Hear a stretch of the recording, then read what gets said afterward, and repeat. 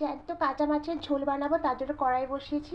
আর এখানে 3 পিস মাছ নিচে গোটা গোটায় রেখেছি। জ্যান্ত রুই চারা এটা মাছটা, তাই এবার নুন হলুদ মাখিয়ে রেখে দিয়েছি। আর এখানে ঢ্যাঁড়স কেটে রেখেছি আর আলু কেটে রেখেছি।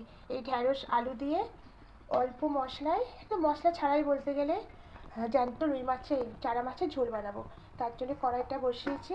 আর এখানে সর্ষে তেল দেবো।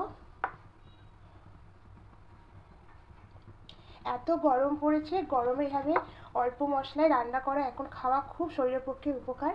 তাই আমি সেই জন্যই আজকে খুব হালকা মশলা দিয়ে রান্নাটা করছি। এখানে কোনো মাছ ভাজবো না, তা সম্পূর্ণ কাঁচা মাছ দিয়ে রান্নাটা করব। আর এটা খেলে শরীরের পক্ষে খুব উপকার।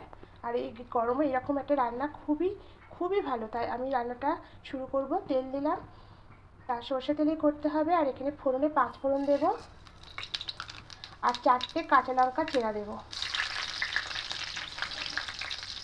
দিয়ে একটু ভেজে নেব লঙ্কাটা, কিন্তু ফোড়নটা একটু ভাজা হলেই হবে। একটা পেঁয়াজ নিয়েছিলাম, পেঁয়াজটাকে কেটে রেখেছি, কেটে ধুয়ে রেখেছি। ও একটা লঙ্কা দিতে ভুলে গেছি, লঙ্কাটা দিয়ে দিলাম। আর এবার পেঁয়াজগুলো দিয়ে দেবো, দিয়ে একটু হালকা নাড়াচাড়া করে নেব।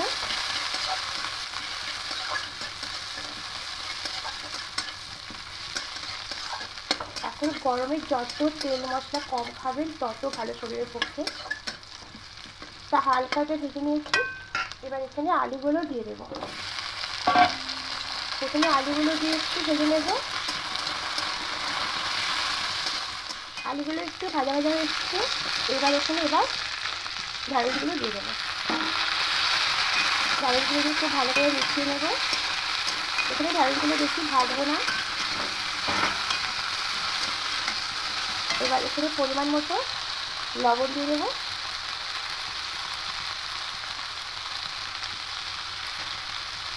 পড়ে যাচ্ছিল, লবণ দিয়ে দিলাম। আর এখানে মশলা বলতে হলুদ গুঁড়ো আর জিরে গুঁড়ো দেবো। সত্যি যায়, গরমে রান্না করার এনার্জিটাই কমে যায়, কিন্তু রান্না করতেই হবে। এবার খুব ভালো করে মিশিয়ে নিয়েছি।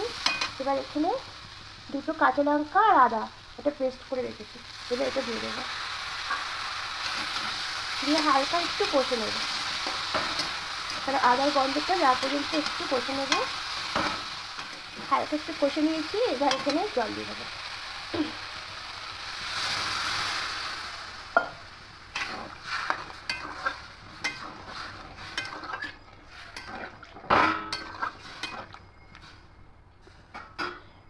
আর একটু জল দেবো, যেহেতু মাছগুলো দিয়ে সিদ্ধ করতে হবে।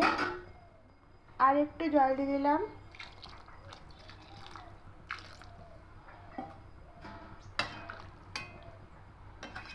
এবার একটু ঢাকা দিয়ে দেবো জলটা ফুটে আসা পর্যন্ত।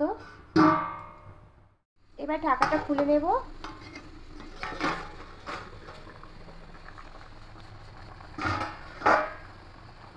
দেখুন ঝোলটা ফুটছে ভালোই। এর মধ্যে কাঁচা মাছগুলোকে দিয়ে দেবো।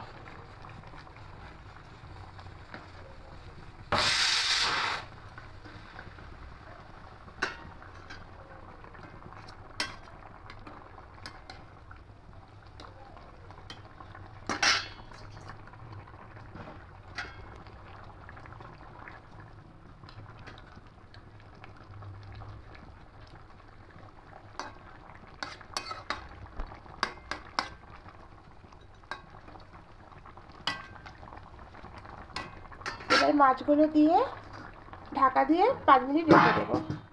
এবার ঢাকাটা খুলে নেব।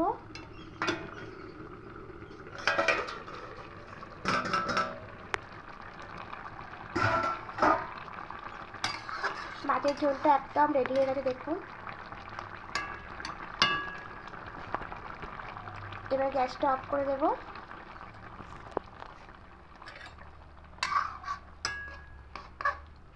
গরমের দিনে এভাবে কাঁচা মাছের ঝোল করবে, দেখবেন খেতে খুব ভালো লাগবে।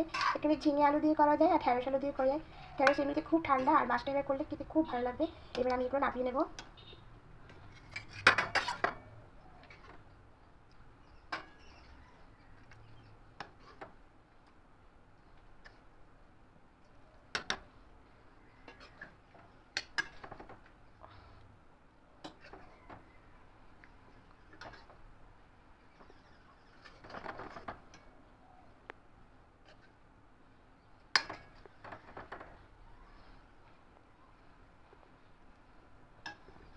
দেখুন মাছটা একদম রেডি হয়ে গেছে।